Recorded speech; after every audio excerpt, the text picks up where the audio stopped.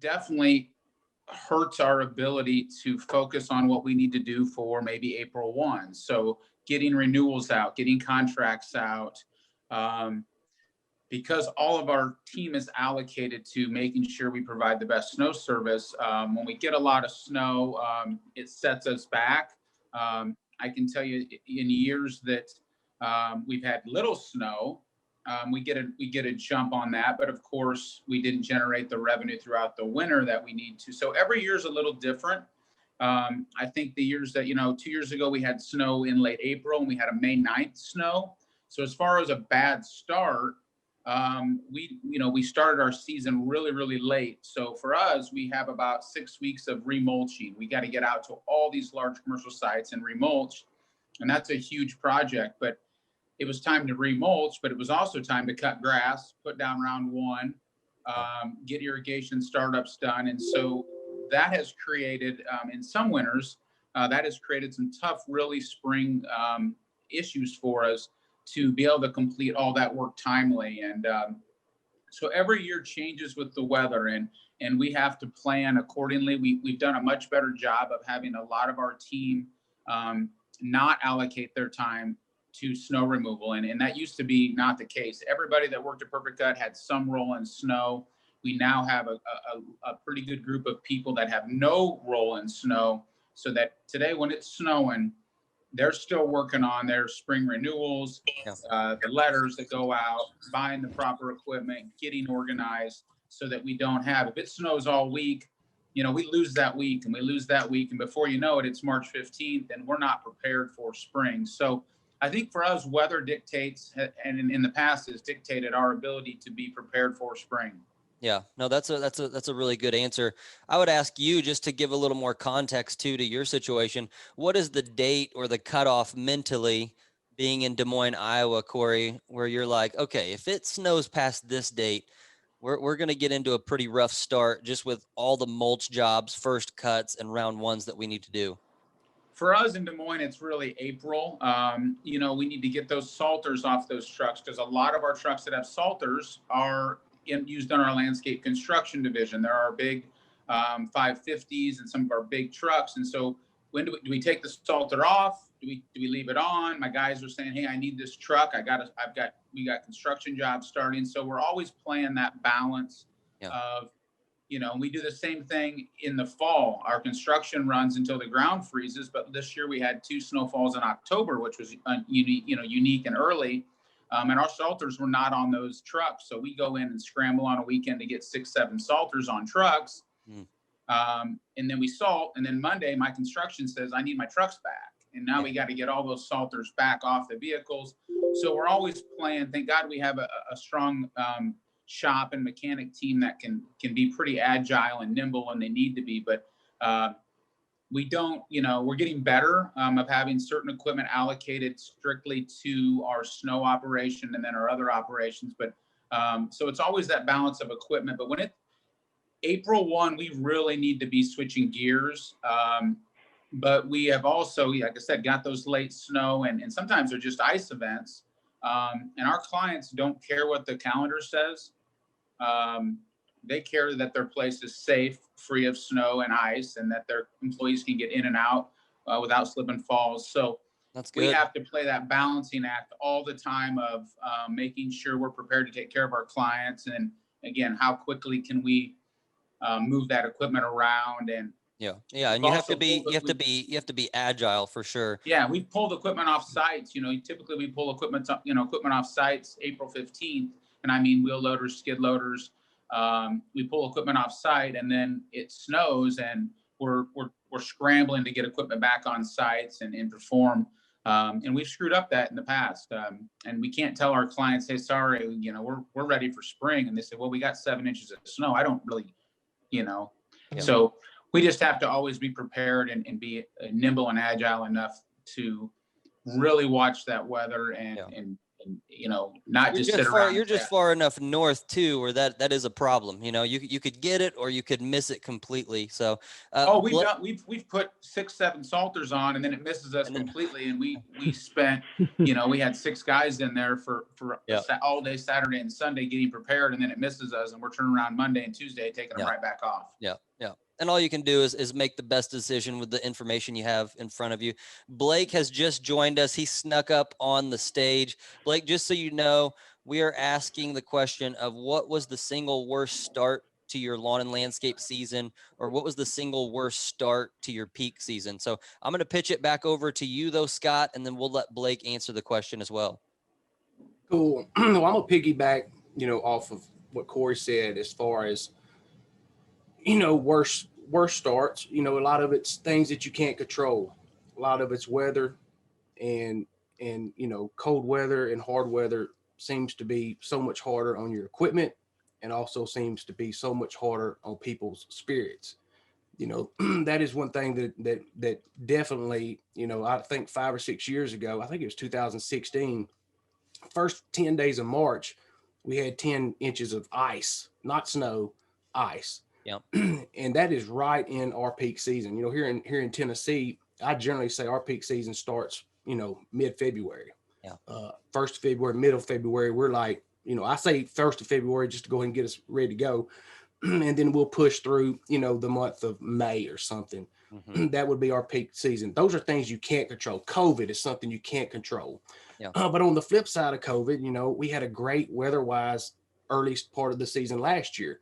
And when the weather cooperates, it doesn't, you don't bottleneck your work where, if it bottlenecks early in the year, or if you miss 2 weeks or a month of work, where you're not going to see a day off until after the first part of July in our game. You know what I mean? Yeah. So the more timely, if we can get out there earlier and get services started sooner, it makes things easier for us. Now, some of the things that I can control that I made some big mistakes on, I've offered prepaid discounts too much for guys that are listening, 10%, I learned the hard way there. It took me about 10 months to figure that whole thing out. But those last 2 months, sucked a lot of cash, and, I just gave away too much. Remember, your prepaid discounts are more a convenience for your customer than they are for you giving a discount. Yeah. So just, be careful with something like that. That was something that I could control, that I made a mistake. And I'm not, and then I guess one other mistake is I made an acquisition back in 2019, and, I dug and did what I thought was due diligence. I've learned a lot, and I didn't quite do enough. You know what I mean? So I'm sure Zach, I see him nodding his head. I'm sure he's heard that a time or two. But, you live and you learn, you do the best you can. And the best thing to do is, a rolling stone gathers no moss. So you just got to keep going. Yeah. That's really good. And I love what you said, Scott, about getting out ahead of the problems. I think we put forced parameters on ourselves on a start date. We always have March 1 in our head, but if guys can get out there and say they're worried about Mrs. Jones being pissed off that they're out there. Well, think about are there any HOA communities, condos, commercial properties where they're not going to care? You can get out there, get your round 1 done early, get your mulch out there. I know a lot of commercial properties want to be first anyways.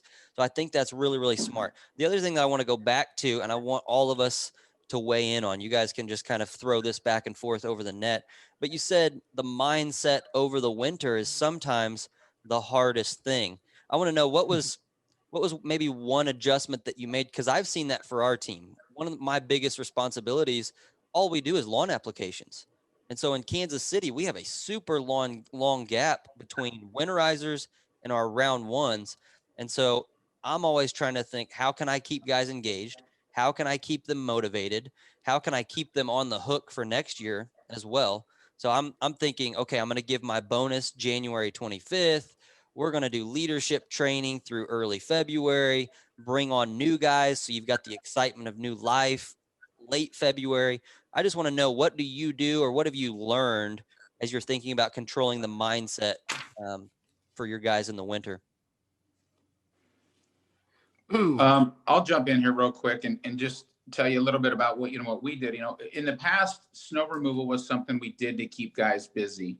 Yeah. And until we changed that mindset and said, hey, snow removal is a large profit center for us. It allows us to keep guys employed year round, which is a huge benefit to our guys. They're not looking for jobs. We're not laying them off.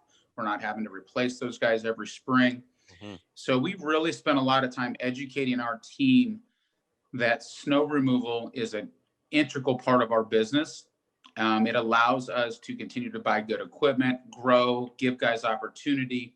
And we had to change the mindset. It used to be, oh man, I hope it doesn't snow this weekend. And I would respond with, oh, so you hope we don't make money? Mm-hmm. Well, I don't mean it like that. I'm like, well, yeah, that's what you said, because you're saying you hope it doesn't snow, which means you hope we don't make money. I mean, in theory. And so what we had to do is align our guys' interest with our interest. And we did that through not only paying our guys more to do snow services, but our account managers and higher level people, we give them an incentive when they work after hours, which is after 5 p.m. to 6 a.m. on weeknights. If they work weekends, they get an extra incentive. We pay them.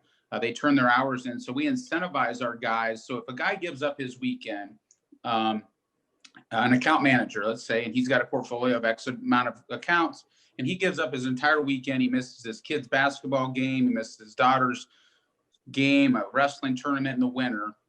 Yeah, he missed it, but he got incentivized, and it's a pretty lucrative incentive program where they make about $20 an hour per hour. So yeah, they gave up their weekend, but they're like, you know what? I made an extra $300 this weekend. And so we had to really align our interest with their interest so that it changed the mindset of our employees, because the winter I used to see our guys get lazy. I would really struggle with, everybody kind of just gets in this kind of lackadaisical mode of, can't wait for spring. So for us, being a large snow contractor, we just had to figure out ways to engage them. And we try to do a lot of kind of fun stuff. And COVID has certainly hurt our group outings. We used to do quite a few group outings. We bring in pizza on Friday, just keep them engaged. And again, trying to make them understand that snow is not a bad thing. And for us, that was quite a hurdle, because nothing bothered me more than, I hope it doesn't snow. Like, but we're in the snow business. Yeah. So, no, that's really good. I like that. And I can see, especially from my point of view, somebody who doesn't do snow, mentally, a lot of guys just kind of naturally check out. So I love that. And Zach, Scott, Blake, if you guys want to weigh in here, we're still piggybacking off of winter mindset. How do you keep your guys engaged and motivated throughout the winter? Well, I'll say more off of what Kory said again. He's hard to follow up, by the way. He kind of hits all the point. But, my mindset was to close that gap between November the 1st and February the 15th. That was my mindset when I started and I got in the business. I saw it was seasonal. And I figured out real quick that with my staff and their mindset, the best way to keep them plugged in is to have them have things for them to do. And I mean work. I've seen it after, and you guys have. If you guys take off for July 4th, Memorial Day, Thanksgiving, it's a hangover with people. When they come back in, you give them a paid day off, and that's cool. You like that. You want to help people, whatever. Give them a paid day off, but there's always that hangover. And what I found is the more you can keep people on track, the more they will stay on track. People are creatures of habit. And when they get off track, it seems to me you got to work twice as hard to get them back on track. So, I focused on, Britt, I focused on the winterizer application, selling more of those. That's why I got into the pest control business. So we could do inside pest control. That's why we do attic insulation. That's why we do air duct cleaning. We offer those services to our customers because we got to bridge that gap. My lawn guys don't do the attic insulation, air duct cleaning, but we've managed through just pushing and promoting and trying to sell our services to make this thing year round. And I think, and then you do have some slow time. You have 2 weeks right there around Christmas, but we focus on the same things you guys are focusing on: growth, team building, how we're going to outperform what we did from the previous year. So, I think the mindset for me has always been to close that gap and be at 12 months a year deal, because I just because I was in the deer stand for, like I said, from November the 1st through the middle of February, or through the end of January, and so that's what helped me. Can't hear you, Blake. I'm sorry, Brett, you're on mute. Nope. Can you hear me? I can hear you now. Yes, sir. All right. Good deal. Good deal. That's good stuff, guys. That's really good stuff. Well, I want to Blake, we'll get to you now. I want to make sure you've got on the stage. So I want to give you a chance to talk. You can either answer the mindset winner question, or you can just answer what was the single worst start to your peak season or the start of your lawn and landscape season. All right. They kind of go hand in hand. And what I did to get through the winter was I created a spreadsheet. And with that spreadsheet, I went through all the services that we could provide, all the upsells that we could provide, and then each month of the year and when those services would best be performed. And then I figured out what other services could I add into here in those months, which ones had some wiggle room, where maybe I had, finishing up leaf season, and I wasn't wanting to trim ornamental grasses yet, or blow off the roof and gutters when we're at our peak leaf season, trying to blow through, 20, 30 yards a day. And so spread those services out into January, getting into February, doing our dormant tree trimming, crepe myrtles, liriope, starting mulch. And then that kind of gets me to like the worst thing that I did for our business getting into the peak season was allowing mulch in the peak season when the grass was growing the most. And so that used to always just kill us, because we were having to work sun up to sundown 6 days a week. And I figured out we have a really good window between late February and March that we could do mulch. And so we starting all of our mulch in late February, running through, the month of March. And then that way by April 1st, we're ready to hit the ground running, start cutting grass, and it's not slowing us down. And we still get a couple call-ins. I mean, we definitely do, but it's not like we're trying to put out a couple 100 yards of mulch right there getting into our grass season. No, that's good. That's good. Yeah, there's power when you see your entire year laid out, and you can kind of look at it from a high level overview, isn't there, Blake? Yeah, it's freeing. Not only does it get you in the right mindset to have meetings each and every month at the first of the month, say, okay, guys, this is our focus this month. This is the services we're looking for. These are the upsells I want you looking at for neighboring properties, maybe properties that are on a basic contract that don't include these services, things like that. And it just, helps us all around. And there's something that Kory said about snow removal not being essential to his business. Well, we're in South Central Arkansas. We don't get snow, but maybe once every other year or so. And leaf removal was looked at that way until this year. We finally bought us a debris loader. We got a little bit better equipment for it. And we said, you know what? We're going to make leaf cleanups essential to our profit margin. And so that's what we did. And we attacked it that way. And we brought in several $1,000s extra, which meant some decent profit in that, all from leaf removal, which is something that we just really dreaded years prior because we weren't set up properly to do it. And so that made all the difference for us. And, this season, it's kind of kept that momentum and that fire burning with everybody, all the way into February now. That's good, Blake. That's good. Hey, just one more thing I wanted to add there, Britt. One of the things that we also do, and maybe you guys do this in your business, but to keep guys engaged in the winter, we try to take advantage of getting guys, their pesticide license. Maybe they don't even need it, but we want them to continue to evolve in our company. I've said it before, even if they leave Perfect Cut, I want them to leave a better employee than when they started. So we get guys CDLs that maybe don't need them. Sometimes they leave when they get that CDL because they got other opportunities. We want them to get their pesticide license, even if they don't need it. We do CPR training. We bring in somebody to talk about financial responsibility. A lot of these guys, we get a guy that comes in and shows them the benefits of managing their funds a little bit better. We talk about, hey, 401k. We don't get a lot of participation on our lower end people with 401k, and we show them that if you just, contribute the 3%, we match 3%, this is what it'll mean for you in 10, 12, 15 years. And so we try to take advantage of that.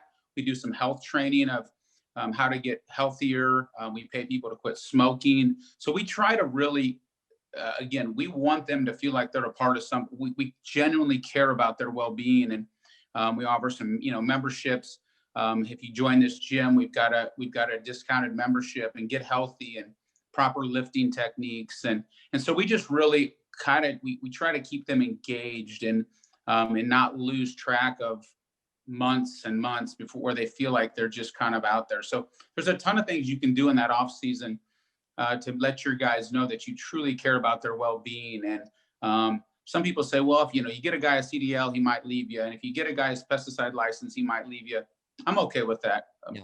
I truly believe that, we invest in our people. If we give them the right opportunities, they're going to stay with us, and we want them to elevate. And if they ultimately leave and go somewhere else, maybe we didn't do our job right in the first place. So Yeah, that's really good. I couldn't agree more. And as leaders, we're called to that. Like a manager, all he does is manages the resources he has to get a desired result. But as leaders, we're called to extract the best out of each individual person. We're called to get the most out of someone. We're called to help them personally grow. And so instead of thinking about, hey, we're going into the winter months, everybody's going to shut down mentally, physically, and then we're just somehow going to come back and be better for it. It's okay to take a break, but whenever you come back thinking about how can I invest in my team? How can I help them personally grow? I love what you're saying about helping them with their fitness, helping them with their personal finances. That's all personal growth.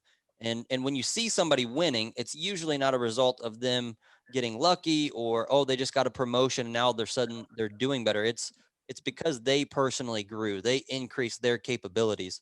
And so I think when we as leaders realize that weight and responsibility falls on us, not them, that's when we can really see a mindset shift within our company. Zach, I want to pitch a question to you and throw you a curveball here before we jump to the next question. But I'm interested from a CPA perspective, bookkeeping. You've been a CFO. What have you seen for guys in the off season? It doesn't have to be just winter. I know you've worked with other business owners too, but maybe what are some of the worst or best things that you see companies do in the off season as it relates directly to First off, finances, Zach? right. First, I want to say it was awesome just listening to you guys talk about, your mindsets during the winter time and what you do. And it sounds like each of you kind of have your own niche, your own mindset, what you're focused on to continue to develop your guys. And, Kory's trying to develop his guys personally. Blake's looking at increasing profit margins. Scott's trying to extend out his services. It's cool to hear how you guys approach all those things differently. On my end, what I'm seeing during that time of year and what I'm trying to assist people in and what I can do, probably the number one issue is cash flow, especially for smaller businesses that are trying to go through some significant growth. They're trying to figure out if they have enough cash to make it until March or April. So we're just really trying to hone in on almost week by week of what the cash inflows and outflows are going to be during that time.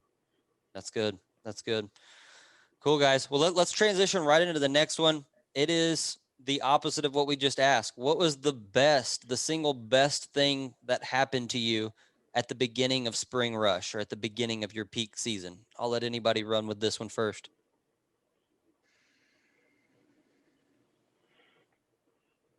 Come on, Kory Ballard. All right. I don't know. That's a tough one. I know. We've had so many years. For us, I don't know if there's a single best thing, but I can tell you that knowing that you have your team on board, bought in, believing in the culture, it's such a reassuring feeling. We just had our year-end meeting, and we do a people analyzer, and we talk about our entire team and where everybody fits and is everybody in the right seat. And when we go into a season knowing that we have bench strength and the right people that want to be a part of our company, we feel like we have the best opportunity to succeed. I remember those years where we would have a conversation, and this isn't the same for everybody, but we would sit down and go, we're 35 guys short. What are we going to do? And our quality suffered and our culture suffered. And so for me, knowing that we have people that love where they work, they believe in what we're doing, that's the best way to start a year for me, knowing that we've got the team, we've got bench strength, we've done the training in the off season, they're excited. We've done their one-on-one reviews, and we do these really intense one-on-one reviews. They fill one out, they grade themselves. We fill one out and we grade them, and we find out where we can meet in the middle, and we give them constructive criticism. I think where most companies fail is they're frustrated with their people, but they don't communicate that. Yeah. Nobody should ever be fired without knowing that they're going to be fired, because there should have been 3, 4, 5 conversations before that, hey, you're not meeting our expectations. But more importantly, hey, Joe, here's your strengths, here's your weaknesses, and here's how we can help you with those weaknesses. And so I love knowing That's great, that. Kory. Sorry to cut you off. I want to go back, because what you said the single best thing is knowing that we have a healthy culture and people are bought in, right? Yes. So I want you to think back to maybe right before that. When was it when you felt, oh, people are not bought in? And then, like, what changes did you make? When was that where you're like, okay, we actually have people buying into the culture and not just applying for a job? Can you remember those days? It wasn't that long ago. Probably 3 years ago. The employees were running the show. We were not hiring properly. We had a lot of people who were good in the field, but cancer in the organization. And we really had to make a culture and shift. And we had to let some people go that people were like, you can't let me, you can't fire me. And it's like, you're just not a good fit. So we were hiring the wrong people. We weren't taking the time to truly talk about, today when we interview you, we look for character first. We can train the rest. So we look for character. What kind of person are you? What are your goals? What are your hobbies? Where do you want to be in 3 and 5 years?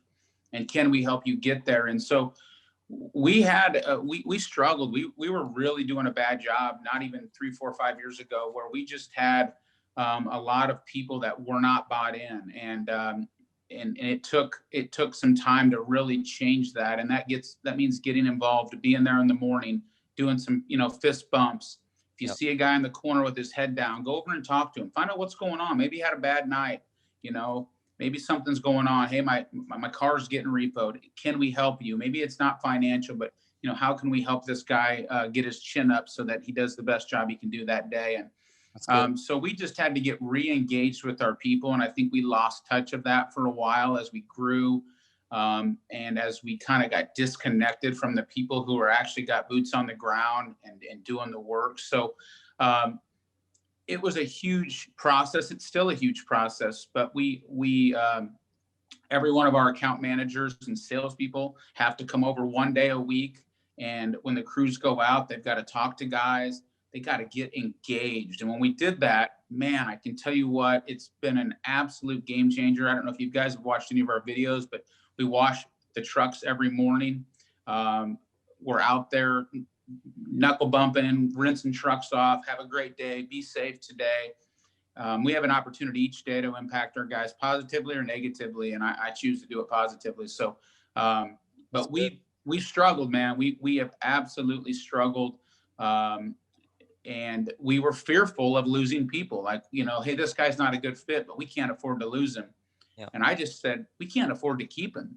Yeah. Now it's easy to say that. Who's gonna fill that role when we let that guy go who's been with us 8 years and maybe he's just excellent in the field, but nobody wants to work with him. He's got a terrible attitude. He's hard on equipment. Yep. He's not a team player, but man, he's a good, he's a good foreman. Yep. So we just had to get honest, and we had to decide what kind of company we wanted to be long-term. And, I use that phrase, we had to rip the Band-Aid off, and we let a lot of people go. And yep. I can tell you that it hurts short-term, but we have to do what's best for the company long-term and what's best for the greater good. That's really good. That's really good, Kory. I appreciate you sharing that. Yeah, I'm really passionate about this topic, and it's because that I've screwed it up a lot. I've sold the job, I've sold what we want to do, I've sold our goals, and what I really need to start with is our core values, our standards, our vision for the company, and sell that, and see who falls in line with my mission, my vision, my standards. I'm selling that as opposed to the job, and that's where we have it flipped. So many guys hire incorrectly because they're worried about selling the job. Blake, I'll kick it to you now. What about for you? What was the single best start to your lawn and landscape season or the peak season, and why? It was probably this past season, and that was knowing our identity. And so knowing what we were actually going to be chasing after that year. We had spent so many years prior doing a little bit of everything that it really made it difficult. I couldn't pre-screen phone calls that were coming in. I had to go look at every job and see if I could upsell. And so I kind of, in doing that, I learned what to look for, what not to look for, so I could start pre-screening estimates. I started figuring out how I could bid probably 80% of what we do over the phone and not ever having to go to the client's house, which freed me up a lot, because that pressure of trying to get out there in the evening or set a day aside throughout the week to go bid a job really just like it destroyed me, because a lot of times I wouldn't execute the way I wanted to. And then I'm beating myself up over it, or I'm paying a staff member to go do it and not getting the results that I was wanting. And so, having a clear identity helped us a lot, because we said, okay, well, all of these calls, we just tell them we're not offering those services. Yeah. And then all of the others, how can we simplify that bid process and close or pre-screen and have them at least committed to spending some kind of money with us when we show up for that initial consultation, do the service, and then upsell to a contract with us after that. And that really helped me this past season and allowed us to be able to do what used to take 12 to 13 guys. We were executing with 8 guys, and it helped me a lot, man. Being in the field, managing it. We actually got rid of our office staff. So me and my supervisor were in the field full time, filling these roles. Yeah. And it helped us not only with profit, with our mental health and clarity. And then I feel like, what you were saying, we sell a service, but then do we execute with everything that we said we were going to do for that customer? Did we give them the quality that we promised to them when we sold them on their contract? And I can tell you, for the first time in a long time, it felt like this year was yes. Yeah. We were able to better serve our clients because of those things. We weren't rushing through to go chase all this other stuff. We were really able to focus on what we were doing and what we did best, and then provide that. That's really good, Blake. That's really good. Yeah, so much of what we do in the first few years as business owners is try to get a sale and then reduce the clutter, make yourself more efficient, get a sale, and provide the service. And so I love, even like your very first point, I think a lot of guys will miss that. How can I be 10 times more efficient when bidding a job? Because I know for me, my first 2 years, I just got excited to go do a bid.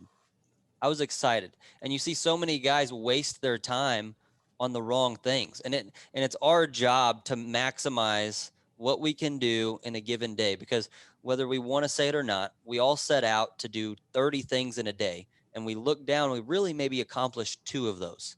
So how can we build in little efficiencies? That's why I don't sweat the small stuff on quotes. I know you're in design build and some pretty big jobs, but for us on a smaller scale, I mean, we're high speed, low drag, man. We're putting quotes out. We're building in as many efficiencies within our quoting system as possible. That way I don't have to go back and do something that I could have done at the very, very beginning. So I love that. Have some sort of system to filter out information so that you can do the majority of your quoting over the phone, via email, whatever that may be. Hey guys, I know, so we've got about 10 minutes here, and I want to make sure that I respect your guys' time. So Scott, we're going to pitch this to you, and then Zach, you can take it after, and I'll let Blake and Kory weigh in at the end. This is one of our followers' questions on Instagram. It is Timo Lawn and Landscape. He asks a pretty lengthy question, but in essence, he was asking the challenge of saying no to his clients. So he has a good client base. He has done his mowing business since 2016, developed good relationships. Well, out of that, he has started lawn applications, and he really sees profit margin in lawn applications. He wants to take his business that way, but he's right at that intersection where he's worried that if he begins to only offer lawn applications or only offer that service, he'll lose those clients that he's been doing everything for. But the problem that he was trying to relate to me is he's not big enough where he can be a one-stop shop. He wants to focus on the niche. That's where his passion is, but he's really worried to make that jump to specific niche market because he's worried about losing Mrs. Jones as a longtime client. Scott, what would you say about that? Well, Timo, Old Timo, bud. that's a cool name. You know, I've been where he is. I've been in those shoes. We started out mowing, doing all that stuff, and ended up transitioning to a weed control fertilizer company. You know what I would tell you, just from the experience I have, you know, focus on what you can control. You can't, you know, focus on, you know, the prospects' decisions. You can't make decisions for other people, and you're not necessarily going to be a good fit for everybody. But the good news is that Timo and I understand just how much it is for a company to juggle the mowing and the spraying, because we both know that timely applications are vital. So people that are mowing and spraying both his competitors out there, they're have the same struggles as Timo and I have had in the past. I would focus on, you know, people only know what you tell them. So focusing and telling them about your niche, having the marketing material, maybe the digital ads to support your specialty, to go ahead and get that word out there. You know, concentrate on getting out of obscurity, meaning getting people to know what you specialize in. There's an old saying, they say, if they don't know you, they can't flow you. So, you know, I would concentrate from the top of the mountain, getting the word out there in as many ways as possible, that you specialize in turf management, weed control, fertilizer, insecticides. For me, you know, I think about how do you do that? Well, first thing it's going to do, it's going to take a whole bunch of commitment. And not only is it going to take commitment, but you're going to have to follow up that commitment with action day in, day out for a long time. You know, that is the harsh reality. A couple ways that you can do it, you know, off the top of my head is one is you can do it the old fashioned way, right? You can earn it. You get out there in the field, you rub elbows, you talk to a whole bunch of people, and you just simply make it happen. You know, this is kind of a slow burn, a little bit more time consuming and expensive, pretty much because we all agree that time is money. So you're spending time out there, that can cost you. But planting those seeds are going to be essential for your long-term success. It's not going to be instant gratification. When you're doing that kind of stuff, as far as rubbing elbows, so you got to have the right expectations in your mind. You're going to hear a lot of no's, just kind of part of it. And that's where a whole bunch of people are going to stop and going to quit. You know, like I said, there's no instant gratification. And right now, this day and age, we're kind of spoiled to that. On top of just the old fashioned way, me personally, man, I would start running targeted ads, digital ads in your service area. Make sure your messaging is simple and clear, focuses on your specialty, what you specialize in, on social to build those audience that you can retarget down the road. That takes time. It's not going to be very quick either. You know, your digital advertising is a great way to get yourself out there, and it's cost effective, way more cost effective than your traditional advertising. Point being, instead of doing a billboard, I'd spend that money on Google ads. Or instead of doing radio or newspaper, I'd spend that money through Facebook ads. For me, it's a no-brainer. And I've been doing this, and I've learned for the last several years, and we're getting a little better, and getting a little better. And now we're building these audience that we're retargeting, and we're starting to see some success. It takes time. Yeah. And through those ads, you may have some low-hanging fruit out there that you may pick up, but remember, you're playing the long-term game. Yeah. So you just want to make sure that you're getting that attention, because money's going to follow that attention, right? Yep. Money will follow the attention. I love that. Zach, what about you, man? What, in regards to focusing on the niche versus being a one-stop shop, and he's struggling with customer service, what would you say to him? Sure. I would say first, clearly define your mission and your goal as an organization. Know exactly what you're wanting to do. And if your mission really is to become a much more profitable niche type company, then there's going to have to be some tough decisions to be made either way. If you're currently, 50-50 mowing and app-based, and your goal is to improve your profit margin and be niche, well, you can't always say yes and keep yourself at a 50-50 company, or you're never going to reach that goal. Yeah. So I do think you are going to have some tough conversations. I think clear communication with your current customer base isn't a bad idea. Letting them know what you're doing, upselling to your new niche, whatever that is. And then, like Scott said, being very clear and simple with all of your marketing going forward as to exactly what you're offering, and not being, halfway in, halfway out all the time if you really want to accomplish this goal. Now, if you're somebody who says, I kind of maybe want to be a one-stop shop in the future, or I'm not sure, then I wouldn't say, turn down a bunch of revenue. But if your goal really is to get to that, then, something where you may have to say no, or you may have to drop some customers in order to land some that are going to be much more profitable for your time and your team's time. And so in the end, everybody kind of wins. That's really good, Zach. That's really good. Yeah, I love what you led off with, of clearly define your vision and your mission and begin to attract clients that align with that.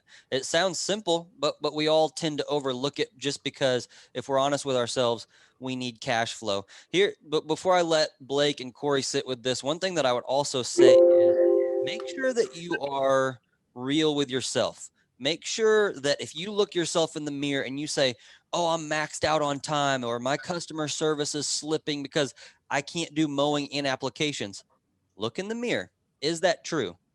Are you going dark to dark? Are you working weekends? Are you creating margin so that you can take the jump to the next level? Because me personally, I was in the same boat. I was doing everything and wanted to focus on lawn applications. I had to afford myself the margin through some pain. I call it the slingshot principle. I had to go backwards and cause a lot of pain, be away from my family a lot, do the mowing jobs, and then still at dark go perform the applications, and on the weekends perform the applications, so that I did have the margin and I did have the client base to then focus on the niche. So if you don't want to be a one-stop shop, that's fine, but make sure that you are cutting deep enough to afford yourself the margin to take that jump, because I think 90% of the guys are just saying that because they're busy. And being busy is a lot different than being profitable. Being busy is a lot different than having a plan and aligning that plan with your mission and vision. And when you get that, it's going to take some pain to be able to focus on one niche. I did it for 4 years when running Green Again, and before that I did everything. So for 4 years I was walking dogs, cleaning garages, painting houses, doing roofs, mowing lawns, doing mulch, cutting trees. Illegally, by the way. I was like, way in over my head with that stuff. But I just want to make sure guys look at themselves in the mirror and realize, am I cutting deep enough to make the jump to focus on one specific service? So just wanted to make that clear. Kory and Blake, I'll let you guys weigh in on this, because I think you have a unique perspective being one-stop shops as well. Yeah, I'll jump in here, Blake, if you don't mind. I'm going to probably play the opposite side of this and kind of play the devil's advocate on this. I think there's an incredible advantage to being a one-stop shop if you can be good at those services. Now, that's been our competitive advantage to the commercial side, where you don't have to hire someone to mow, and then another guy does your irrigation, and another guy does your lawn apps, and then maybe you have a snow provider, and maybe somebody else does your pruning and trees.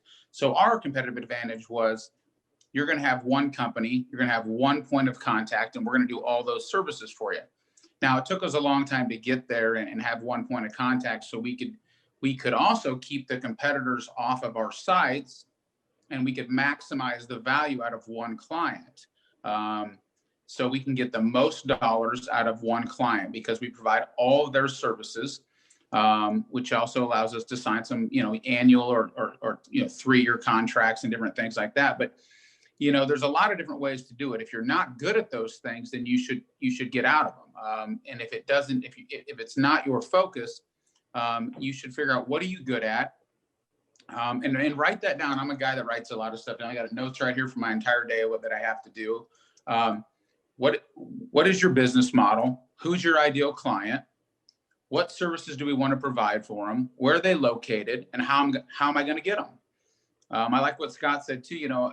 There's several ways to market. There's branding you can do on Facebook. So there's brand recognition, and then there's service branding. Like, this is our brand. So you want to create a brand that's reputable and knowledgeable. People know who you are, which helps you get in the door. But then inside of that is, what services do we offer and what are we really good at? And as far as saying no, if you stick to your model and you're honest, when you get those opportunities that don't fit your model, you have to politely decline. And you can do that in a way that's tactful and just say, Mrs. Smith, unfortunately, that's not something we do. We don't do vacation mows, or we don't do mowing anymore, or whatever the service may be. I think that you can find a provider that'll do a better job for you.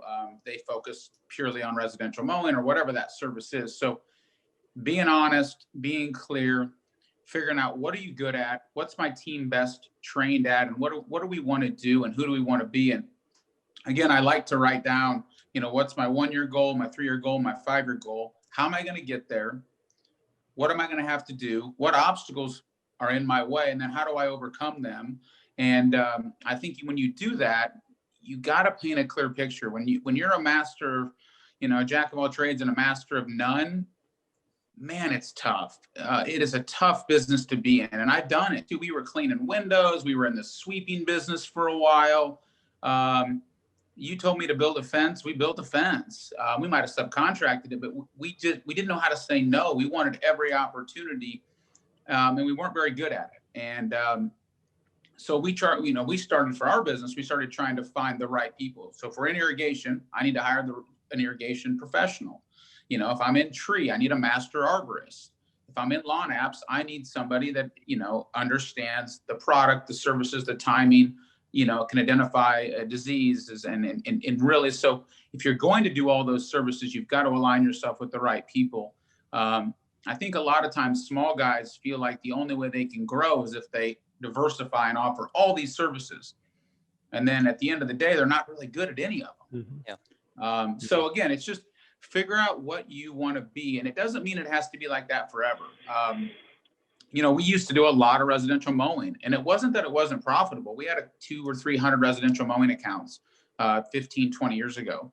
It was profitable. It just didn't fit our long-term model. And it was scary to get rid of those. Yeah. It was like, man, this is scary. How do we get rid of these people?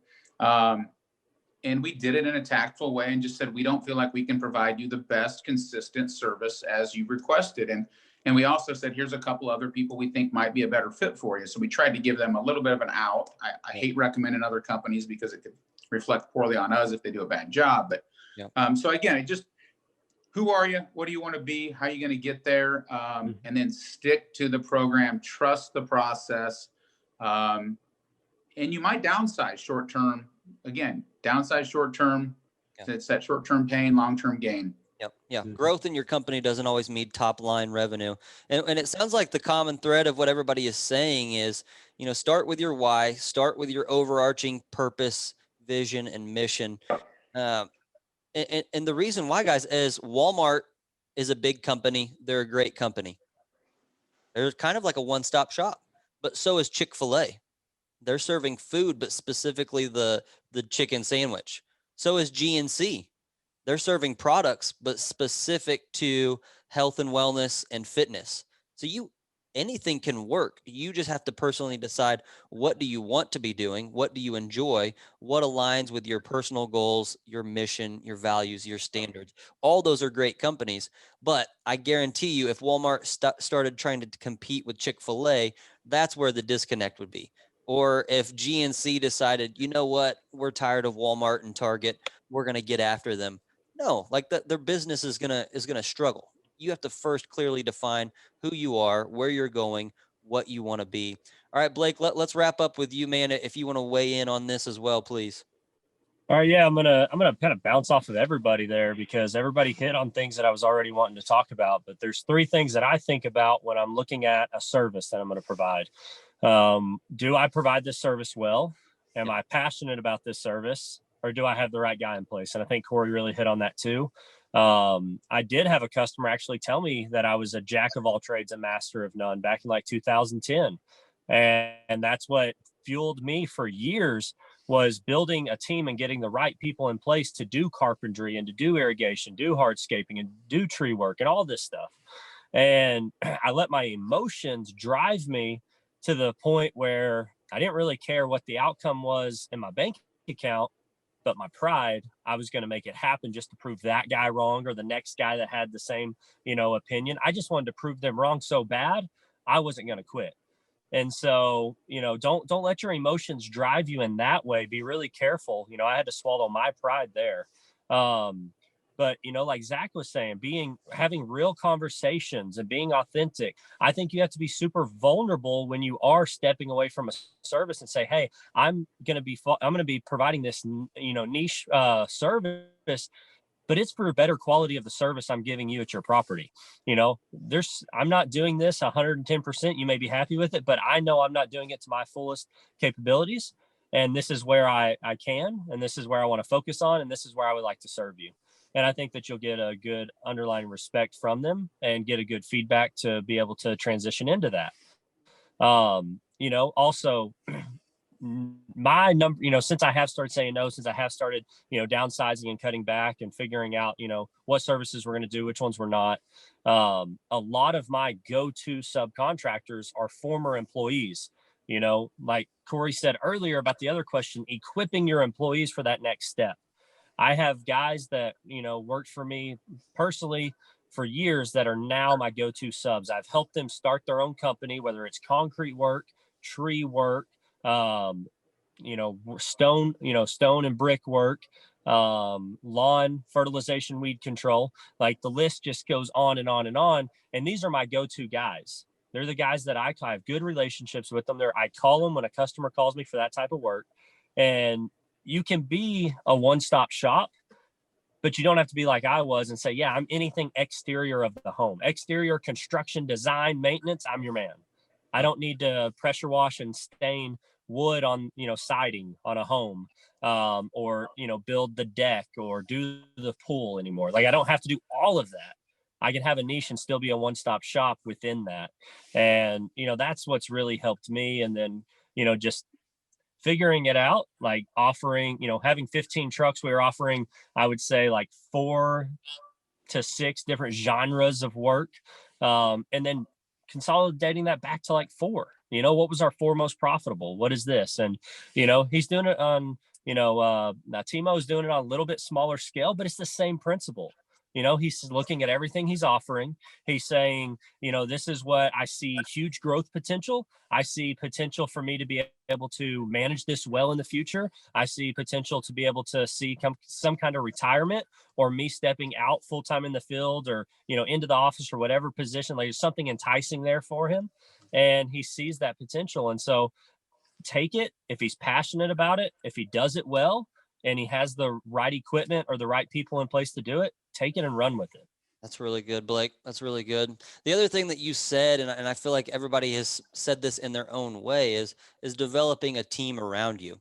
And we've all had that moment like you had where somebody tells us something that causes shame and it checks our ego, a jack of all trades, but a master of none. You felt shame there. And a lot of people think of shame as a negative connotation, but out of that shame, you realized, hey, I'm not enough. For me to be good at something, I need other people. And so a selfless leader, a vulnerable leader, a healthy leader has to eventually deal with the shame that I'm not enough. I can't do everything. And out of that heart, you then build people around you that are better at that task, at that service than you ever could be. And you've got to be okay as the leader swallowing that pill. But guys, I know we've been chatting a while, and I know our audience is better for this conversation. We've got 4 guys here on the pro panel that are just absolutely killing it. So Scott, Zach, Kory, and Blake, I want to thank you guys for your time and all the insights that you guys shared with us today. Sure. Yeah. Glad to be here. Glad to be on, buddy. Hey, thanks, Thanks, guys. Brett. You guys keep at it. All right, guys. Have a great day. Thank you, Hey, brother. see ya. See ya.